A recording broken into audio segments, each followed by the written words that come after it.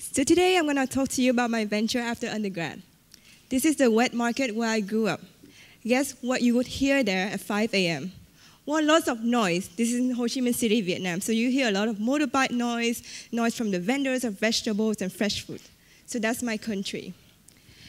And as you can see, we have quite a complex government system. I don't quite understand either. But this government will stay there for a long time. So what does it mean for us to do business in Vietnam? Well, I was lucky, and maybe because of hard work, I got a scholarship to study at Stanford. So when I graduated from Stanford, a lot of people asked me, why would I start something in Vietnam? I knew at that time my heart was in education. So despite my prior internships in VC and consulting, I wanted to do some real actions in my country. But still, there was a lot of uncertainty. What would be the risk?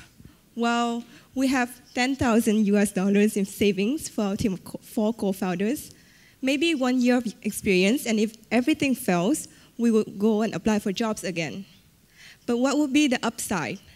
The growing, emerging market of education in Vietnam, as well as the thousands of lives it could impact. But as entrepreneurs, we don't just follow our guts. We looked at the numbers.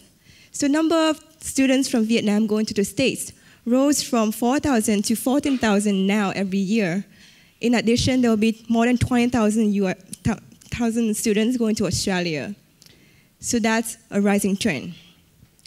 Our original model was an online social network to connect SAT prep tutors in the US with Vietnamese students. We had our garage office, and we had a nice, idealistic timeline of millions of users we could attract after a year. Well, of course, that didn't pan out. It turned out that the students didn't want something online. They wanted something offline. So we decided to build our first center. We begged the landlord to help us defer the rent payment for the 6 months. Luckily, he agreed. So we opened our first center. Then we asked the first 7 students to join us by promising to them that we would refund to them 75% of the tuition fees if their scores didn't improve. That was not a good deal for us, but at that time, it was good enough to keep us alive.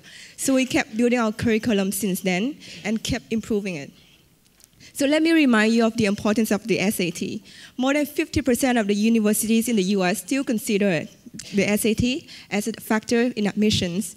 More even so for international students, because they would not be familiar with the local grading system, so they will have to rely on the SAT score. So from year 2 onwards, after we found the perfect market product fit, we went on and grew our center from 7 to 5,000 enrollments, from 1 center to 4 centers all over Vietnam. We made a lot of mistakes along the way, but after every time, we came back and became even stronger. This year, we opened another center in Hanoi. We waited for that long to open another center in a new city because we wanted to be ready with our management system, with our infrastructure, and with our culture. And if you have been to both cities, you could say that they're not that similar, even if they're in the same country. Another difference with Yola is that our students don't just come to study. They participate in talent show, in musical, in community service club. Why? Because go back to our mission of building a community of young leaders for Vietnam. Lots of learnings along the way. The first learning, find the hidden gems. We would not be able to afford MBAs from INSEAD, right? So our first hire for marketing was just a young man eager to learn for marketing. So even though he's just from an average university, he now became a rising leader in our company. Second learning, love your teachers, obviously.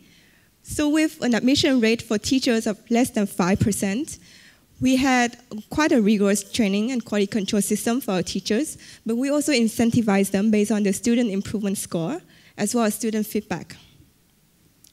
Lastly, there will be a lot of downtimes. There will be days I came to Yola with lots of issues to solve, from the staff to the operations to the IT system to students' complaints, you name it. So we had to sit down and thought about what we were doing. It was not about the pure passion anymore. It will be about clear business targets, as well as a mission of building a community of student leaders for Vietnam. So students now hold the highest record in Vietnam for SAT and TOEFL score. They're now at Harvard, Stanford, Cornell, Yale, you name it. And we know that one day they'll do great things. But is that it? Well, that's my story of building Yola. But for any good business being built in my country, I believe that's a long-term construction. The young staff that you train today will become the business leaders 10 years from now. So let me tell you some more stories. There'll be a story of this young lady in red. When she came to Yola, she was so angry and just wanted to escape from her parents and escaping from Vietnam. She then now became more mature and a rising professional at the New York Times. Or stories like another young boy. He'll come up. There you go. He's in the white shirt. He's from one of the most well-connected family and wealthiest family in Vietnam. When he came to our center, his pocket was always full of US dollars, like $100 in his pockets, like cash. But now, he will go on to a remote village and share shoes with rural children. This is another showcase. This is our friend, Quoc Le. He was just voted as one of the innovators by the MIT. So he invented the way for a software system to learn things on their own. But something that people don't know, he actually comes from a village without electricity in Vietnam. So my friends, if you know of any idea to connect our talents to the world, I would love to talk to you. Thank you.